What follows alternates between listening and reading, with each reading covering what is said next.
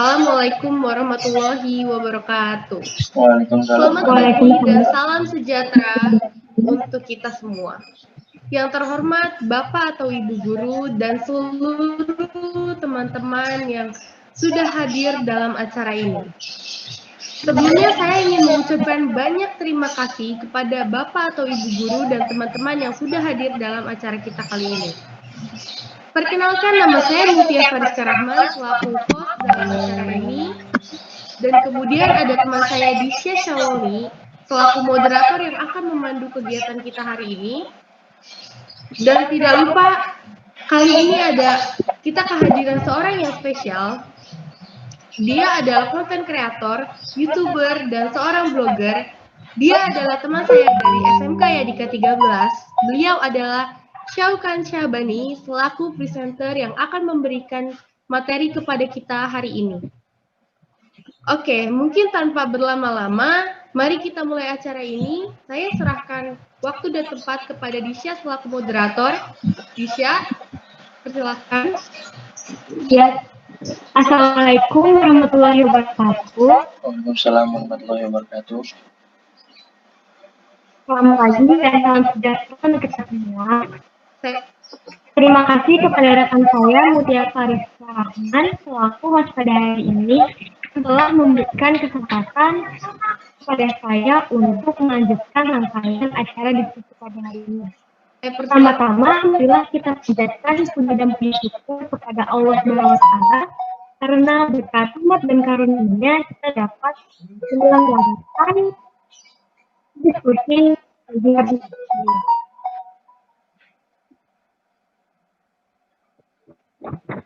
Pada hari ini, saya Disya Syawani selaku moderator yang akan memandu kegiatan diskusi pada hari ini. Adapun susunan kegiatan diskusi yaitu pembukaan, kemudian dilanjutkan dengan sesi pembahasan materi ataupun pemaparan materi yang akan dilakukan selama 30 menit, kemudian akan dilanjutkan dengan sesi tanya jawab selama 10 menit, kemudian diakhiri dengan penutup. Izinkan saya untuk menyapa Bapak, Ibu, dan teman-teman sekalian yang sudah meluangkan waktunya untuk hadir dan mengikuti acara kita hari ini. Apa kabar Bapak, Ibu, dan teman-teman sekalian? Baik, alhamdulillah. Saya harap untuk membahas materi yang sangat menarik dan sangat luar biasa, yakni tentang buruknya pendidikan di Indonesia yang akan dibahas oleh Syaukan Syahbani.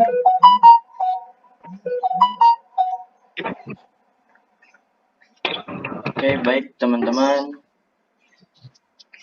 Rangkaian acara yang pertama yaitu pembukaan. Sebelum kita membuka acara pembahasan materi, baiknya kita mengucapkan basmalah agar kegiatan diskusi kali ini berjalan dengan lancar sesuai dengan perencanaan. Bismillahirrahmanirrahim. Langsung saja kepada Syahbani dan tempat dipersilakan. Baik teman-teman, terima kasih Disa atas waktunya. Sebelumnya kedengaran nggak suaranya Dis? Ya, silahkan Syaukan Syahbani. Sinyal gua ini. Sepertinya ada gangguan jaringan ya. Halo, udah kedengeran Dis? Udah. Baik, terima kasih. Baik teman-teman, saya sharing screen dulu biar kelihatan nanti. Udah kelihatan Dis sharingnya?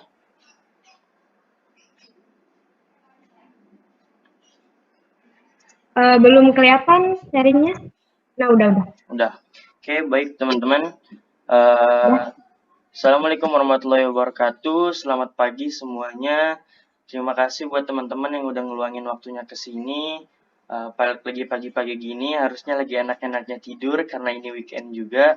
Tapi teman-teman rela ngeluangin waktunya ke sini. Saya ucapkan terima kasih banyak. Karena menurut saya teman-teman yang kesini adalah orang-orang terpilih. Karena tidak banyak dan tidak jarang orang yang males untuk mendengarkan webinar-webinar seperti ini. Teman-teman, suatu kehormatan dan suatu kesenangan tersendiri bagi saya yang dapat berkesempatan menyampaikan materi di forum ini. Saya bangga banget karena jarang banget orang yang bisa mendapatkan kesempatan seperti ini, dan banyak juga orang yang mendapatkan kesempatan seperti ini tapi justru mereka menolak dan nggak mau untuk menyampaikan materi seperti ini. Baik teman-teman, seperti yang teman-teman udah lihat di flyer yang sudah saya bagikan, tema yang bakal kita bahas hari ini adalah pendidikan Indonesia tertinggal 128 tahun.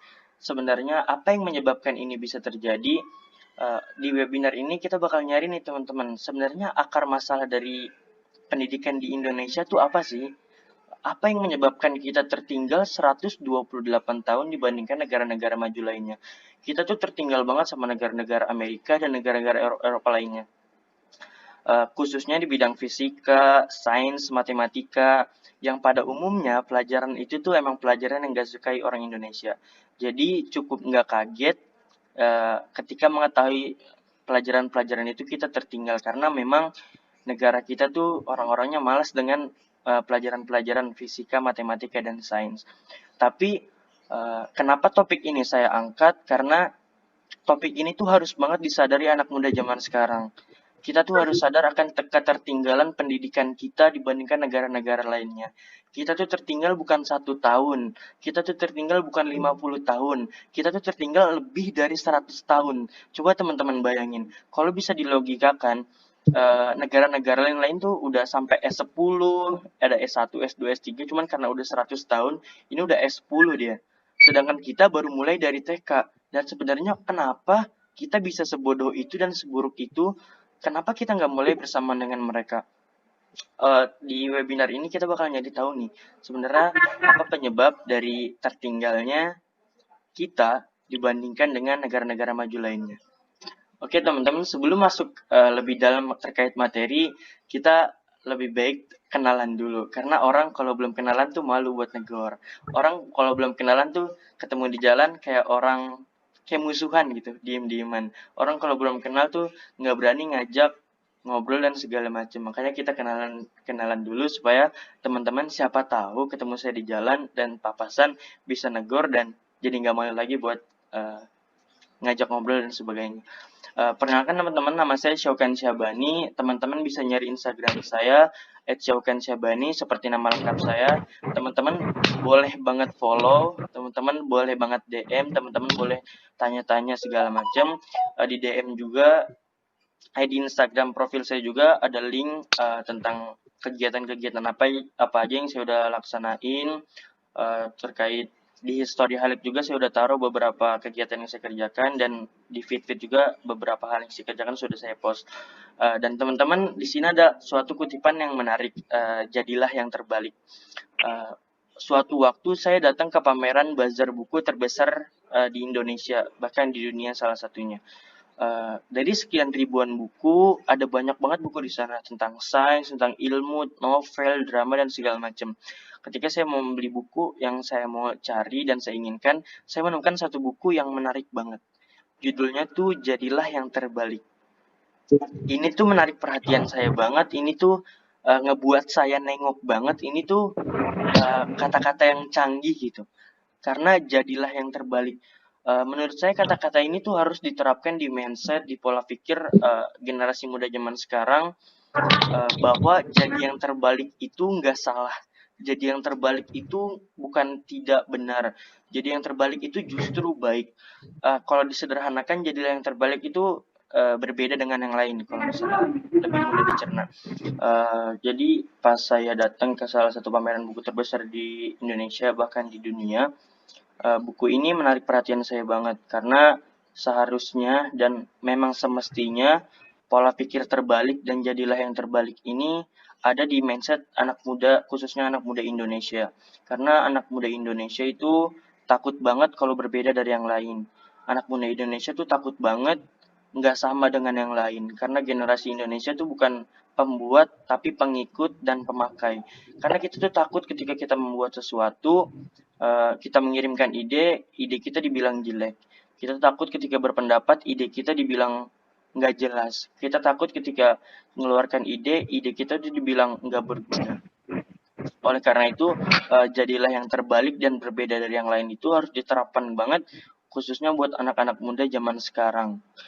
Karena ini juga menjadi pacuan, menjadi acuan, dan menjadi dasar saya ketika dalam membuat berbagai hal, mulai dari desain, mulai dari pelajaran, dan berbagai hal lainnya. Jadilah yang terbalik ini harus banget dijadikan mindset bagi generasi muda zaman sekarang. Oke teman-teman, ini adalah salah satu data dari Central Connecticut State University.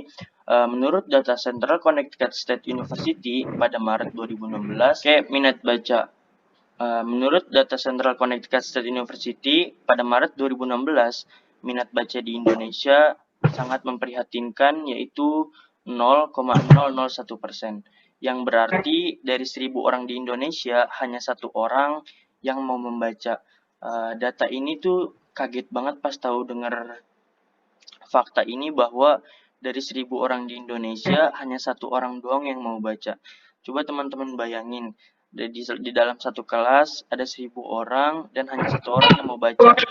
Saya yakin itu orang yang satu pasti dibully, pasti dicengin karena dia membaca. Udah kan ke minat baca. Iya, seharusnya yang memang seharusnya 500 udah orang. Kan, udah sampai ke minat baca. Kita lanjut di minat baca. Menurut data Central Connecticut State University pada Maret 2016, minat baca di Indonesia sangat memprihatinkan, yaitu 0,001%. Yang berarti dari 1.000 orang di Indonesia hanya 1 orang yang mau membaca. Teman-teman bisa bayangin nggak, banyaknya dari 250 juta negara penduduk di Indonesia, jika dihitung skala kecilnya 1.000 orang, hanya 1 orang yang mau membaca. Saya yakin banget kalau dalam satu kelas ada 1.000 orang dan hanya 1 orang yang ngebaca, itu orang bakal dibully, itu orang bakal dijelek-jelekin, orang bakal diledekin. Menurut saya semestinya dan seharusnya 500 orang lah minimal menemani orang yang mau membaca. Tapi sebenarnya mengapa sih orang Indonesia tuh malas-malas banget ngebaca buku, sampai minat bacanya tuh hanya 0,001%.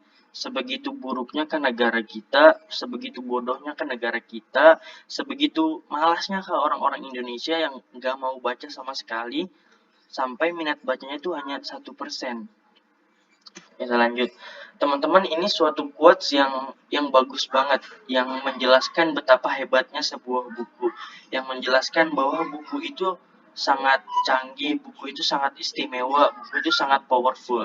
Kata-katanya seperti ini: buku-buku dapat mengembangkan kecerdasan, membina watak, dan bahkan mengubah dunia. Tetapi tanpa dibaca, buku itu tiada artinya. Teman-teman, sebuah buku dapat mengembangkan kecerdasan, sebuah buku dapat membina watak, bahkan mengubah dunia. Tapi tanpa dibaca, buku nggak ada artinya. Coba teman-teman logikakan bahwa sebuah buku bisa mengembangkan kecerdasan, bisa membina watak. Sebegitu hebatnya buku, tapi masih banyak aja orang yang malas baca buku. Menurut saya salah satu alasannya adalah kurangnya sosialisasi tentang literasi, kurangnya pengetahuan tentang manfaat baca buku, kurangnya keuntungan dan manfaat baca buku disebarluaskan. Karena orang Indonesia tuh harus ditunjukkan hasilnya terlebih dahulu. Orang Indonesia tuh nggak mau ngelihat prosesnya. Orang Indonesia tuh mau hasilnya dulu. Kalau diibaratkan dagang, orang Indonesia tuh mau dapat untungnya dulu.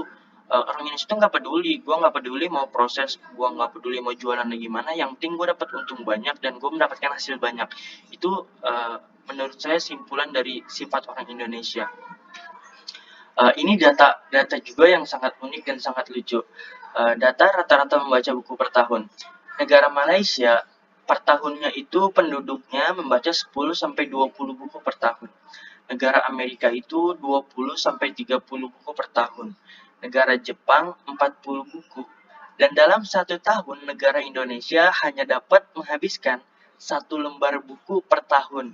Dalam 12 bulan, Indonesia hanya menghabiskan 1 lembar.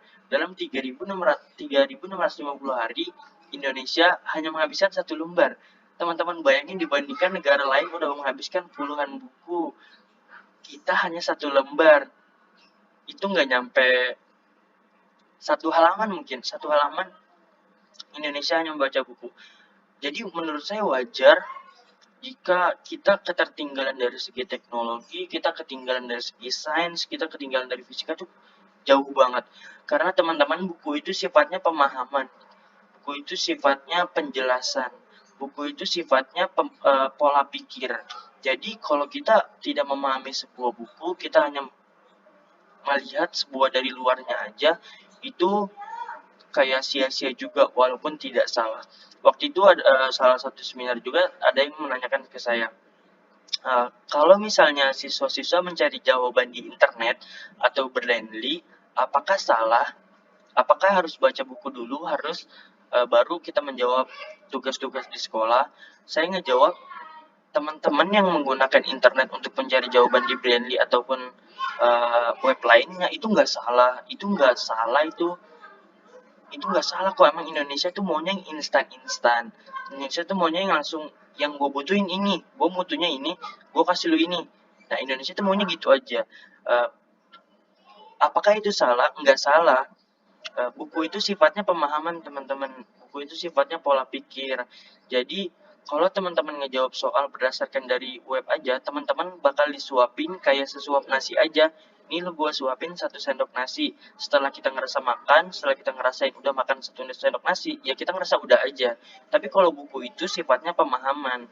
Kalau pemahaman itu kita ibarat makan 1 porsi penuh.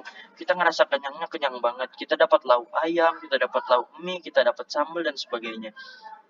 Jadi kita kenyangnya itu kenyang sempurna. Kita kenyangnya itu kenyang langsung bisa tidur. Kalau enaknya habis makan kenyang itu kita langsung tidur. Dan kalau cuma kayak dari web itu sifatnya hanya ya jawaban biasa. Jadi kita nggak mengerti konsep apa yang dari soal itu, kita nggak mengerti konsep apa yang akan dijelaskan oleh guru. Kita hanya terfokus pada jawaban dari web tersebut. Dan tapi yang jadi pertanyaan ini, kenapa orang Indonesia tuh malas baca buku? Kenapa minat baca di Indonesia tuh sangat memprihatinkan? Kenapa orang Indonesia tuh malas banget baca buku? Kenapa sih gue kalau baca buku tuh bosen banget? Kenapa sih gue kalau baca buku tuh kayak nggak ada rasa pengen lagi dan lagi? Kenapa sih gue baca buku nggak nagih?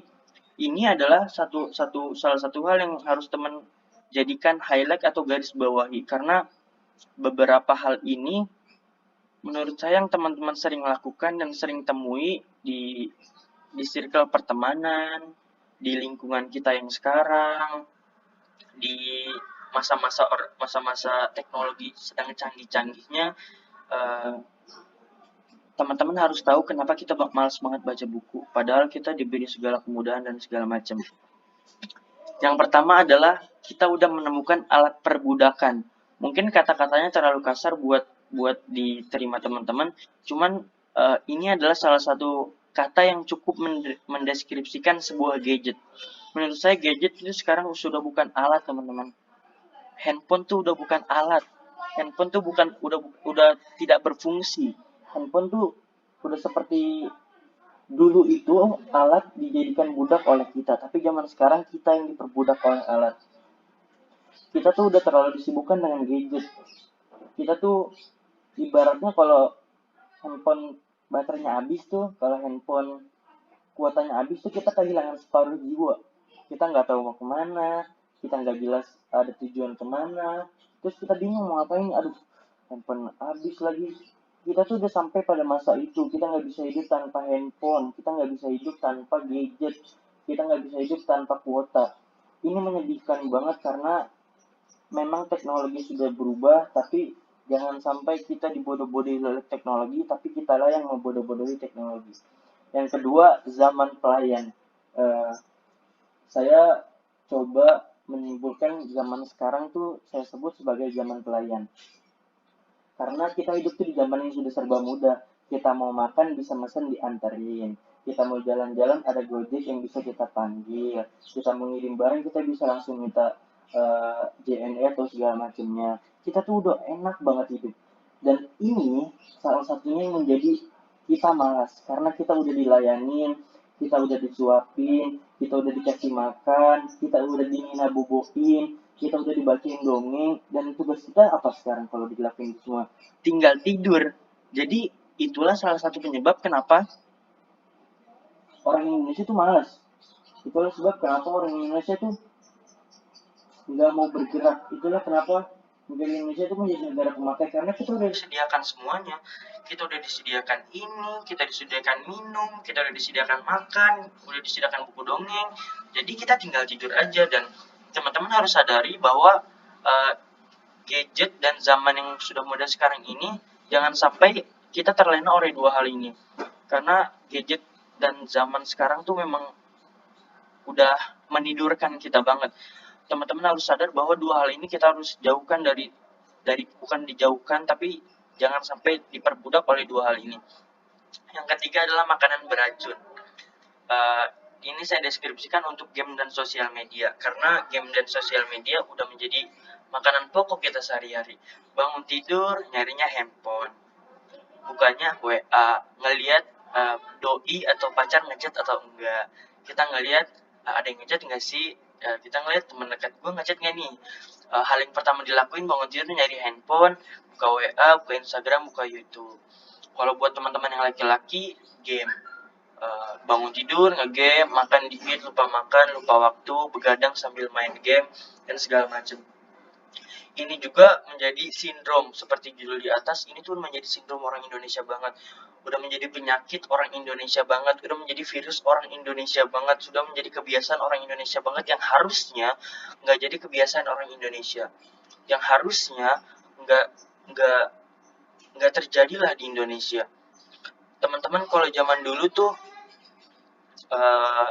kita mau metik mangga, ini logika kecilnya aja ya. Zaman dulu kita mau metik mangga, kita harus naik pohon dulu. Kita harus gatal-gatal dulu kaki, tangannya. Kita harus luka-luka dulu tangannya. Kita harus jatuh dulu, bahkan jatuh dari pohon. Semakin berkembangnya teknologi, kita udah ada galah, kita udah punya tangga, yang bahkan sudah ada alat yang bisa metik buahnya sendiri dan otomatis. Dan alat-alat otomatis itu ngebuang tenaga kita, ngebuang semangat kita yang dulunya kita harus naik pohon, kita tinggal nunggu aja di bangku, udah dipetikin. Sama juga seperti ngebajak sawah. Dulu kita harus pakai kaki, semakin lama kita menggunakan hewan, naik lagi kita menggunakan traktor sekarang. Yang dulunya kita harus ngurus hewannya dahulu, kita harus ngurus makan dan segala macam, sekarang udah pakai traktor, udah gampang banget. Kita tinggal jalanin aja, kita berdiri di atas traktor, ngebajak sawahnya udah semakin mudah. Dan teman-teman, tiga hal ini menurut saya teman-teman harus sadari banget, karena jangan sampai tiga hal ini membuat kita tertidur, ngebuat kita dinina boboin. Kita harus bangun dari tidur kita nggak boleh diperbudak oleh alat-alat seperti ini. Terus yang menjadi masalah juga, kemanakah negara kita sistem pembelajaran dan pendidikan di Indonesia tuh belum memfokuskan kepada membaca. Kalau teman-teman sadari, kita tuh kalau kegiatan belajar-membelajar, kita cenderung mendengarkan dan pasif. Jarang banget kita aktif, kita jarang banget nanya, kita malu untuk bertanya. Karena sistem pembelajarannya seperti itu juga, yang ngebuat kita pasif dan ngebuat kita nggak membaca. Kita fokus hanya guru yang sampaikan, padahal materi yang disampaikan guru itu bisa menjadi lebih luas lagi. Materi yang disampaikan guru itu kita bisa gali dan bisa kulik lebih jauh lagi dibandingkan apa yang disampaikan oleh guru saja. Sistem pembelajaran kita juga sebenarnya sudah salah. Seharusnya kita mengadakan literasi minimal sehari sekali lah, walaupun pasti di awal-awal sistem pembelajaran ini banyak yang tidak suka. Saya tahu bakal banyak banget orang yang protes mengenai literasi. Saya tahu banyak banget orang yang gak suka dengan literasi. Saya paham. Tapi teman-teman, perlu teman-teman tahu, hebatnya kebiasaan itu luar biasa. Menurut saya, jika udah terbiasa sistem pembelajaran kita yang kita mulai dari awal susah-susah berdarah-darah, semakin lama kebiasaan itu akan terbiasa juga. Contoh halnya, saya punya kisah menarik tentang COVID. Ini salah satu the power of habit, salah satu kekuatan kebiasaan. Di salah satu, saya bertemu dengan salah satu sapam. COVID ini mengharuskan kita menggunakan masker, yang dimana orang Indonesia tuh nggak terbiasa dengan masker. Kita engap, kita gerah mulutnya kalau pakai masker. Saya ketemu sama sapam, dia bilang gini, kita males banget ini pakai masker, mulut gerah banget. Cuman kalau nggak pakai masker, kita nggak enak sama yang lain. Soalnya yang lain itu pada pakai masker semua, jadi kalau kita nggak pakai masker, kayak rasanya nggak enak aja gitu, merasa diasingkan. Menurut saya pemikiran ini tuh bagus banget teman-teman. Coba bayangin pemikiran ini kita jadikan di literasi. Kita membaca buku semua, dan orang-orang yang belum membaca buku, dia bakal ngerasa kayak saya sapam tadi, aduh, gue kalau nggak baca buku nggak enak nih, soalnya teman-teman gue yang lain pada baca buku, masa gue diem doang. Menurut saya ini tuh harus diterapin banget teman-teman, makanya sistem pembelajaran harus dimulai secepat-cepatnya mengenai literasi. Yang kedua, kemudahan kita mendapatkan buku. Kita juga kadang bingung nih, kita mau beli buku nggak punya uang, kita mau beli buku nggak tahu mau cari di mana, kita mau baca buku, gue nyari buku di mana yang nggak punya buku, akhirnya dia nggak mau baca buku karena kesulitannya mendapat buku. Terkadang kita sulit untuk mendapatkan sebuah buku karena belum tersedianya fasilitas, padahal pendidikan suatu bangsa berbanding lurus dengan minat baca bangsa tersebut. Teman-teman, saya mau kasih saran.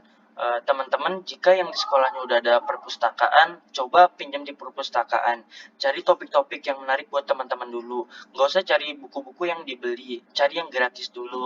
Mulai sukai baca buku dulu, baru teman-teman bolehlah jika ada rezeki, baru teman-teman beli bukunya dengan topik yang teman-teman mau. Dan perlu teman-teman ketahui bahwa pendidikan suatu bangsa itu memang berbanding lurus dengan minat baca bangsa tersebut.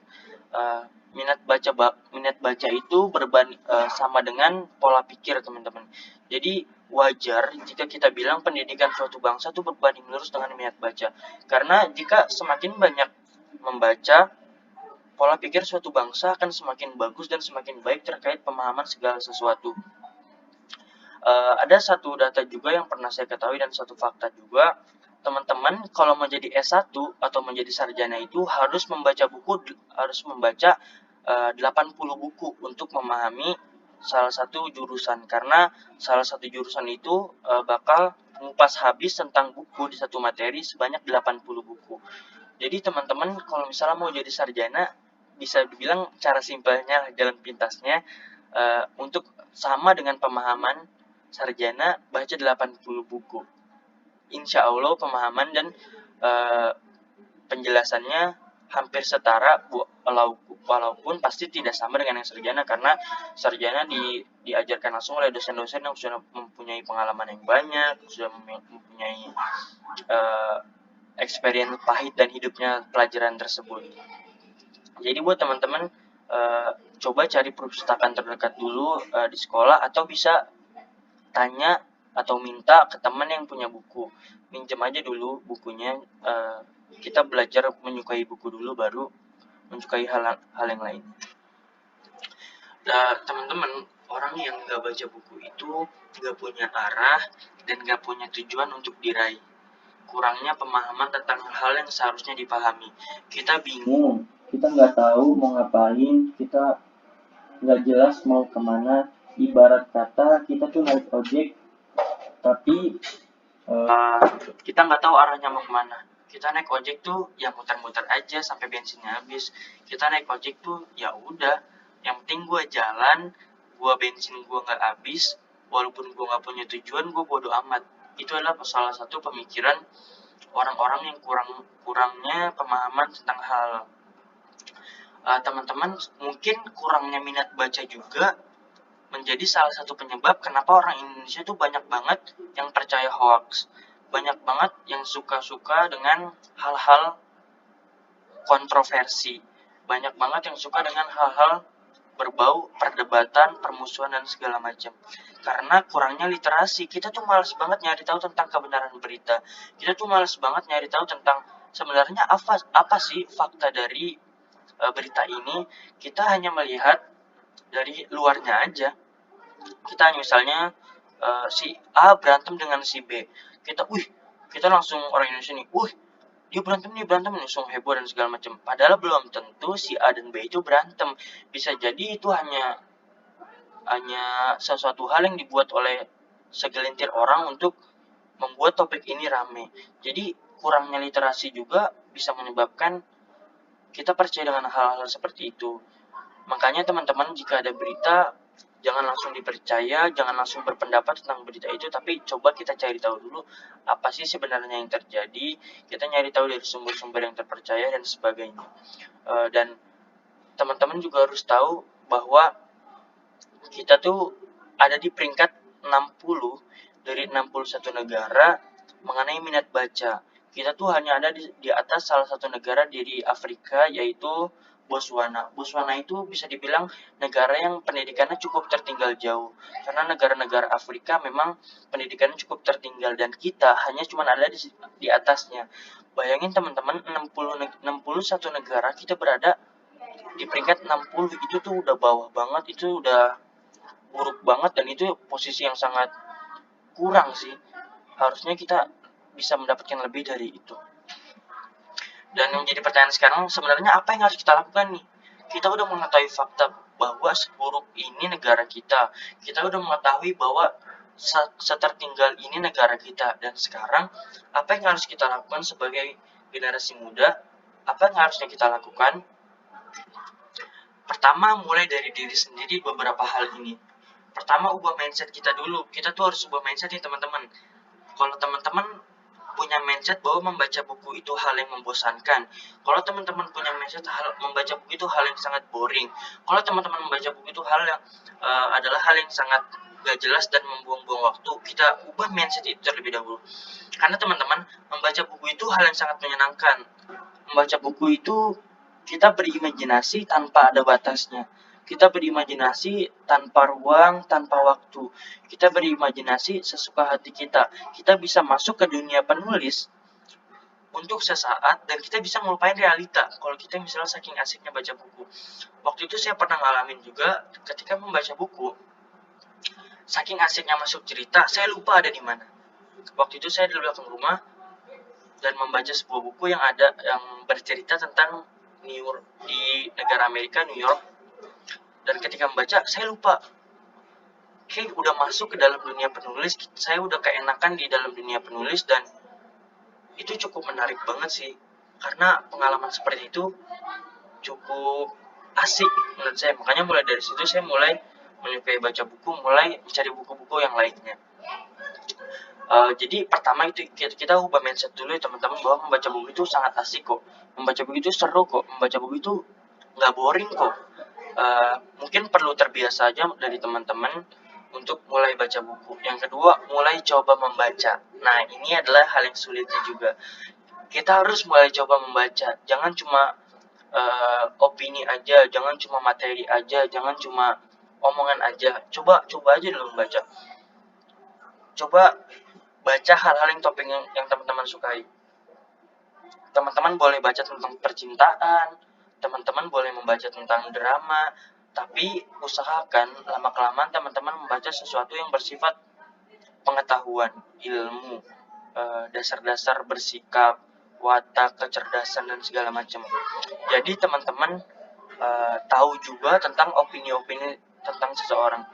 Buku itu kan berdasarkan opini penulis. Buku itu juga berdasar pemikiran dan pola pikir penulis. Jadi teman-teman gak ada salahnya buat mencoba mengerti apa opini dari orang ini. Yang ketiga, habiskan waktu selama mungkin bersama buku. Kalau bisa, teman-teman tidur nih, sebelahnya taruh buku. Peluk tuh buku yang teman-teman suka. Jadi habiskan waktu selama mungkin bersama buku. Mulai sekarang coba teman-teman lepas dulu deh gadgetnya. Mulai sekarang teman-teman atur waktu. Siang-siang nih gue harus melakukan ini. siang-siang ini gue harus melakukan ini, mulai atur waktunya, mulai bagi waktu untuk membaca buku. Jangan sampai seharian penuh teman-teman nggak baca apa-apa, jangan sampai seharian penuh teman-teman nggak menghasilkan apa-apa, jangan sampai seharian penuh teman-teman nggak dapat pengetahuan tentang apa-apa, karena sayang banget. Ada suatu penelitian dari 100 rumah sakit, ya rumah sakit yang dimana pasiennya itu sekarat semua, yang sudah hampir menghembuskan napas terakhirnya. Dan dari 100 rumah sakit ini ditanya, apa yang paling kalian sesali dalam hidup? Mereka semua menjawab, bukan apa yang telah mereka lakukan, tapi apa yang belum mereka lakukan. Mereka tuh nyesel banget kenapa pas muda gue ngelakuin ini ya. Mereka tuh nyesel banget kenapa pas muda gue nggak coba ini ya. Kenapa ya pas muda gue nggak berani melakukan ini ya. Yang mereka sesali itu ketika mereka udah mau meninggal. Dan teman-teman, jangan sampai teman-teman ada di posisi itu. Jangan sampai teman-teman ngerasa rugi kenapa nggak melakukan ini dari dulu. Jangan sampai ketika teman-teman udah di usia lanjut baru menyadari hal ini. Yang selanjutnya adalah konsisten. Ketika kita udah mencoba membaca, ketika kita udah menghabiskan waktu selama mungkin dengan buku, konsisten adalah salah satu masalah selanjutnya. Konsisten adalah rintangan selanjutnya. Konsisten adalah suatu halangan selanjutnya. Ketika kita sudah mulai coba membaca buku dan habiskan selama mungkin bersama buku, kita mulai timbul tuh males. Aduh, baca bukunya nanti aja lah. Aduh, baca bukunya besok aja lah. Makanya teman-teman usahakan konsisten dalam membaca buku. Semalas-malasnya teman-teman usahakan minimal baca selembar lah buku setiap harinya, biar otaknya tuh nggak tumbul-tumbul banget atau nggak kosong-kosong banget. Dan yang terakhir itu implementasikan itu praktekan lah. Kalau teman-teman kalau udah punya pengetahuan, kalau teman-teman udah mendapat pemahaman, coba praktekan itu dalam kehidupan sehari-hari, coba praktekan itu dalam tindakan perilaku teman-teman setiap harinya. Jangan coba rubah orang dulu, coba aja rubah diri sendiri dulu, praktekkan kepada diri sendiri dulu. Ketika orang udah ngelihat bahwa perubahan teman-teman, insya Allah teman-teman yang ngelihat perubahan teman-teman bakal ngikutin juga. Perlu digarisbawahi juga, ini harus dimulai dari diri sendiri seperti judulnya. Teman-teman gak usah sibuk buat ngerubah orang lain. Teman-teman gak usah sibuk untuk berpendapat tentang orang lain. Teman-teman tuh gak usah sibuk tentang bagaimana hidup orang lain. Coba praktekkan ini dulu kepada diri sendiri. Coba praktekkan ini dulu terhadap pola pikir tersendiri. Baru teman-teman bisa merubah orang dan bisa mencontohkan kepada orang-orang. Dan teman-teman, 3 tokoh ini adalah 3 tokoh besar dunia. 3 tokoh ini adalah 3 orang yang paling dikenal di dunia. 3 orang ini adalah orang-orang yang sangat terkenal di dunia karena kesuksesannya, karena keaktifannya, karena inovasinya, karena kecerdasannya. Dan teman-teman, mereka ini adalah para penggila buku. Teman-teman bisa nyari tahu, teman-teman bisa memastikan, teman-teman bisa cari googling deh. 3 orang ini adalah 3 orang penggila buku. Dan hampir semua orang sukses adalah orang-orang penggila buku. Hampir semua orang sukses adalah suka baca buku. Kenapa? Karena pola pikir mereka luas, karena pemahaman mereka banyak, karena cara berpikir mereka luas, mereka pola pikirnya banyak, dan buku-buku yang mereka baca tuh buku-buku terkait materi yang mereka sukai. Mulai dari Bill Gates, Jack Ma, Jeff Bezos tuh para penggila buku, teman-teman. Jadi salah satu hal yang harus kita lakukan untuk bisa menyamai mereka adalah ya membaca buku. Karena hal yang paling gampang kita lakukan yang membaca buku. Baca buku itu gampang kok. Teman-teman bisa baca buku di mana aja, kapan aja, bawa aja buku itu kemana-mana. Tapi yang jadi masalah adalah malasnya itu, ngelawan rasa malasnya ketika kita ingin membaca buku. Tapi mudah-mudahan teman-teman yang di sini adalah teman-teman yang bisa melawan rasa malas. Teman-teman di sini adalah orang-orang yang mampu membaca buku sebanyak-banyaknya. Teman-teman di sini adalah teman-teman yang mampu untuk menjadi inisiator di generasi muda. Saya harap teman-teman bisa menjadi penerus Bill Gates. Saya harap teman-teman bisa menjadi penerus Jack Ma. Saya harap teman-teman bisa menjadi penerus Jeff Bezos ataupun tokoh-tokoh besar lainnya. Atau bahkan teman-teman bisa menjadi contoh bagi teman-teman yang lainnya untuk menjadi inisiator dan pencetus suatu teknologi atau suatu inovasi. Oke teman-teman, ini adalah suatu logika dan pemikiran yang keren. Otak itu sama dengan pisau. Pisau itu kalau lama banget nggak dipakai, kalau didiemin aja, dia bakal tumpul dan nggak bakal bisa motong apa-apa. Jadi otak, mohon maaf teman-teman. Jadi otak itu sama seperti pisau. Jadi pisau tuh kalau nggak dipakai, kalau udah lama nggak dipakai, dia bakal tumpul, dia bakal nggak bisa dipakai lagi. Sama seperti otak. Kalau teman-teman otak nggak diasah, kalau otak nggak dipakai, kalau otak nggak dikasih pengetahuan, dia bakal tumpul dan nggak bisa berpikir. Jangan sampai otak teman-teman tumpul. Jangan sampai otak teman-teman nggak bisa dipakai. Jangan sampai otak teman-teman kurang akan pengetahuan. Jangan sampai otak teman-teman kurang akan pola pikir dan pemahaman yang baru. Saya saranin teman-teman selalu asah pengetahuan teman-teman, selalu asah otak teman-teman agar tidak tumpul dan selalu bisa dipakai. Oke teman-teman, ini bakal menjadi slide terakhir buat saya. Jangan lupa baca buku. Hashtag jangan lupa baca buku. Buat teman-teman minimal sekarang biasainlah sehari membaca buku minimal selembar lah. Itu jadikan sebuah keharusan, jadikan sebuah kewajiban bagi teman-teman karena itu suatu kebutuhan otak juga, karena selain jiwa dan raga, otak juga butuh asupan. Selain butuh makan buat jiwa, selain butuh kegiatan beribadah untuk rohani, kita juga butuh pemahaman, butuh pengetahuan untuk otak. Jangan sampai seperti tadi otak teman-teman itu tumpul dan gak bisa digunakan. Mungkin cukup sekian teman-teman. Terima kasih buat teman-teman yang udah mendengarkan.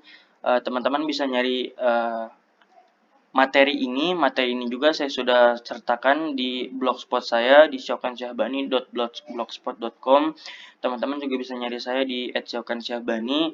Teman-teman bisa nanya-nanya dan nyari tahu tentang minat baca buku, karena saya juga salah satu penyuka baca buku. Siapa tahu teman-teman ada yang mau minjem buku atau mau sharing tentang baca buku tentang saya. Oke, terima kasih. Itu saja. Saya kembalikan ke moderator, kepada Disha. Saya persilahkan. Baiklah, kita telah mendengarkan materi itu dari Ibu yang sangat biasa dan sangat informatif ya.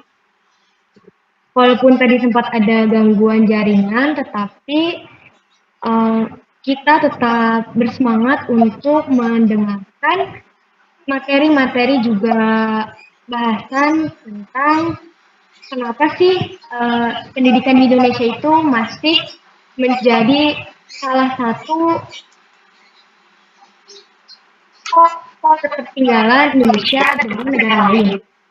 Selanjutnya adalah sesi tanya jawab dengan Pak Atas sebagai berikut, yaitu serta apabila ingin mengajukan pertanyaan bisa melalui kolom chat ataupun mengaktifkan audio di gadgetnya masing-masing. Jadi nanti setiap ada yang mau bertanya boleh diketik di chat komentar atau di kolom chat maksud saya, ataupun mengaktifkan audio. Nah, pada saat sesi tanya jawab, saya harap para peserta ataupun para partisipan dapat tenang sehingga dapat menyimak pembahasan ataupun jawaban dari Syaukan Syahbani. Untuk yang mempunyai pertanyaan bisa mengajukan pertanyaannya sekarang, dipersilahkan. Sepertinya belum ada ya pertanyaan yang masuk, jadi saya pribadi mau nanya, biasanya buku-buku ataupun genre buku apa nih yang sering Mas Syaukan baca? Mungkin bisa sharing ataupun bisa review sedikit tentang buku-buku yang harus kita baca sebagai menarik minat juga pemula-pemula yang baru mau mulai baca buku nih. Mungkin bisa disarankan? Oke, baik. Ini pertanyaannya cukup menarik nih, karena teman-teman juga harus tahu nih topik apa yang teman-teman sukai atau buku-buku apa yang teman-teman mau cari. Pertanyaannya adalah, biasanya buku apa sih yang saya baca? Biasanya saya itu ngebaca tentang self improvement. Karena kenapa saya membaca tentang perubahan diri? Karena menurut saya watak, sifat, dan segala macam itu menjadi dasar dalam segala sesuatu. Kalau kita udah mempunyai attitude yang baik, kalau kita udah tahu gimana cara bersikap baik kepada orang, kalau kita udah tahu gimana caranya kita saat berkomunikasi dengan orang lain, itu kayaknya udah dimudahkan dalam beberapa hal. Karena pintar aja nggak cukup, teman-teman. Orang pintar kalau misalnya tidak dibarengi dengan attitude bakal pintar-pintarin orang. Orang pintar kalau misalnya nggak punya attitude bakal bodoh-bodohin orang. Tapi kalau orang pintar yang punya attitude bakal memintarkan orang, bukan memintar-mintarkan orang. Terus saran apa buat teman-teman yang baru mulai baca buku? Teman-teman bisa cari buku-buku tentang perubahan diri. Saya sarankan teman-teman cari buku dulu tentang self improvement atau perubahan sikap dari diri teman-teman itu dulu, karena itu yang paling penting dan itu yang harus menjadi dasar. Ketika teman-teman udah tahu bersikap seperti apa dan ketika teman-teman udah tahu apa yang harus teman-teman lakukan, selanjutnya baru teman-teman cari ilmu dan pengetahuan atau pola pikir baru. Seperti itu sih. Terima kasih jawabannya, Mas. Ada pertanyaan masuk dari siapa? Mohon sebutkan nama dan instansinya. Dipersilahkan. Silakan jika ada yang mau nanya, nggak usah malu-malu.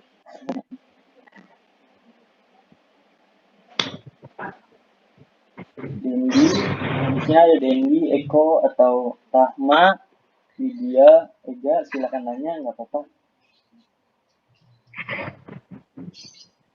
Kita sharing bareng-bareng. Iya, dan sharing diskusi. Nanti teman-teman yang mau berpendapat tentang, misalnya teman-teman ada yang nggak setuju tentang materi yang tadi saya sampaikan, boleh disampaikan juga. Atau ada teman-teman yang mau nambahin, silakan ditambahin juga. Atau mau nanya aja juga nggak apa-apa. Silakan teman-teman yang mau nanya. Aku mau nanya deh. Itu ada sebentar, mau ada Dendi. Ada pertanyaan dari Dendi. Dibacain Dendi.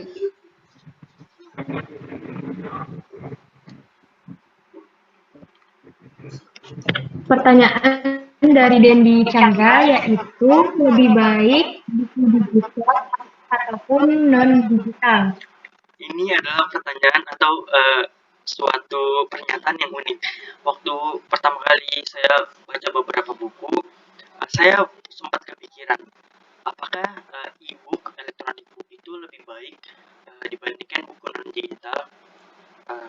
Menurut saya, ini menurut opini dan pengalaman yang saya rasakan ya, membaca buku di bukunya langsung, ketika teman-teman memegang kertas, melihat warna buku, melihat halaman, melihat cetakannya, itu lebih kerasa feel-nya dari penulis dibandingkan elektronik menurut saya. Karena teman-teman kalau membuka sebuah buku, baunya setiap buku tuh beda, tekstur setiap buku tuh beda, covernya tuh beda-beda, karena buku tuh punya keunikan dan punya keistimewaan masing-masing. Saya juga nggak ngerti kenapa ketika setiap saya membaca berbeda buku, setiap covernya beda, setiap tekstur kertasnya beda, tuh asik aja buat dipegang. Itu seru aja buat dibawa kemana-mana. Dan kerennya, nggak tahu kenapa ketika saya membawa buku kemana-mana, terus menjadi pusat perhatian, itu ngerasa keren. Wih, gue diliatin orang karena gue baca buku. Itu menjadi suatu kebanggaan tersendiri karena di Indonesia masih kurang banget orang yang mau membaca buku dan mau membawa buku kemana-mana. Kalau teman-teman datang ke kafe untuk membaca buku, itu keren. Kalau teman-teman ngerjain project apapun di kafe, itu keren. Tapi membaca buku itu nggak kalah keren dibandingkan dengan melakukan kegiatan-kegiatan lainnya. Jadi lebih baik buku digital atau non digital? Menurut saya mendingan buku non digital karena keistimewaan, feel, tekstur, dan rasa setiap buku itu berbeda-beda dan mempunyai keistimewaan masing-masing. Mudah-mudahan teman-teman bisa ngerasain itu. Seperti itu sih untuk jawaban Dendi. Ya, bagaimana dengan Dendi Chandra? Merasa puaskah dengan jawaban dari Syaukan Syahbani? Atau masih ada sanggahan? Bisa diutarakan? Mungkin malu sih Devi. Oke, selanjutnya mungkin ada yang mau bertanya. Iya, selanjutnya silakan. Bisa. Mungkin satu pertanyaan terakhir untuk menutup. Selamat siang. Ya, selamat siang. Siang. Saya ingin bertanya kepada Syafwan, apa alasan Anda untuk bergerak membaca buku selain alasan untuk memperoleh wawasan baru atau menjadikan suatu kebiasaan baru? Nah, itu apa alasan lain untuk Anda tergerak membiasakan membaca buku? Kurang lebihnya seperti itu. Terima kasih. Pertanyaannya dari Mas Eko ya? Ya, dari Eko, jangan pakai Mas. Dari Eko. Kan lebih gitu. Jadi pertanyaannya itu, apa alasan yang membuat Syafwan ini tergerak buat mengeksplor ataupun menggali lebih dalam tentang buku. Oke, baik. Alasan pertama, apa yang menyebabkan saya mau membaca buku? Apa yang menjadi pacuan atau dasar kenapa sih saya mau membaca buku?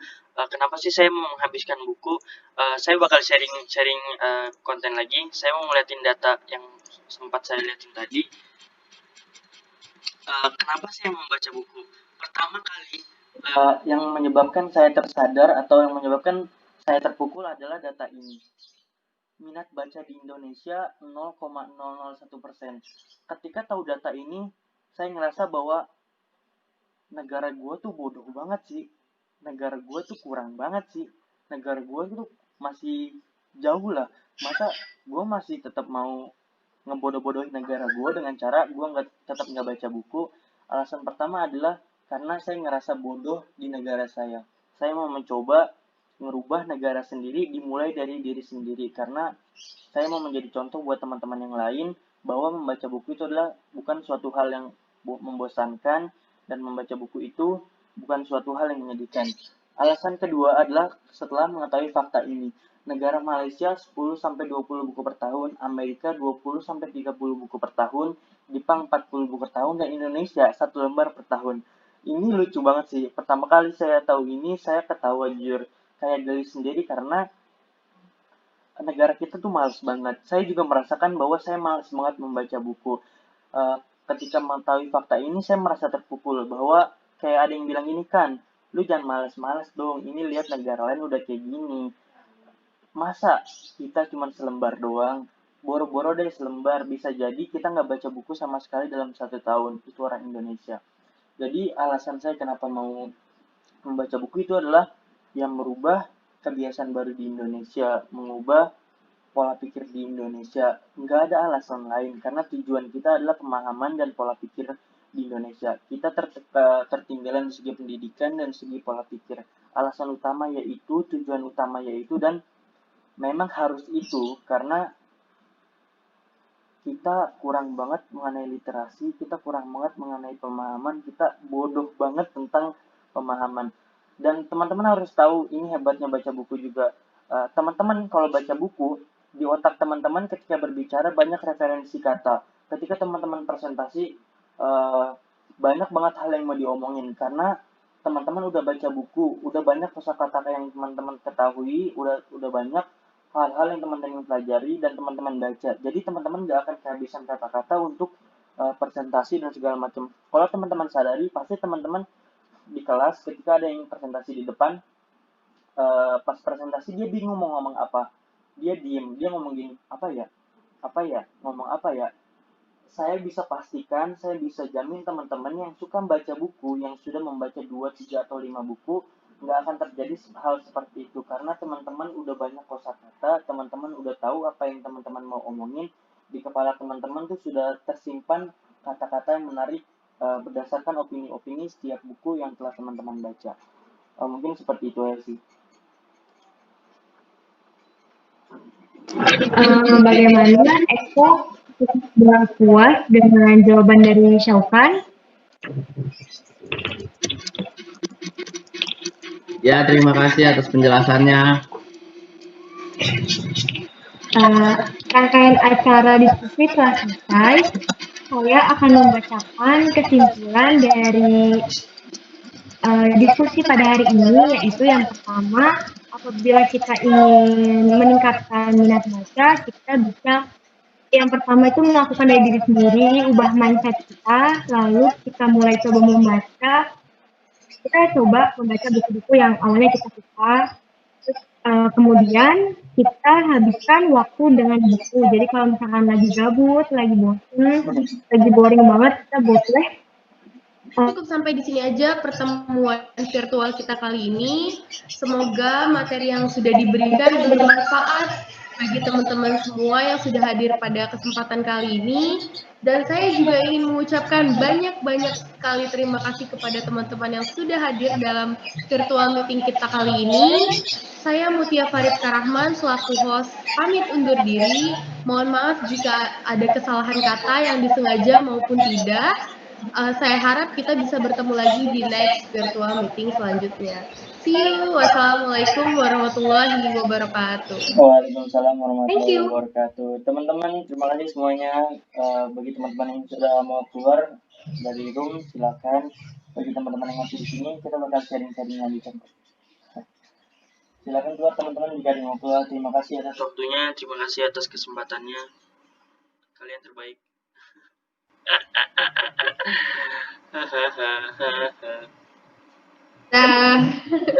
Halo Ega, Dini, Widya, makasih udah ikut tapi nggak ngomong, nggak nanya, nggak nanya. Motherfucker. Ini udah di off record kan? ntar pas lagi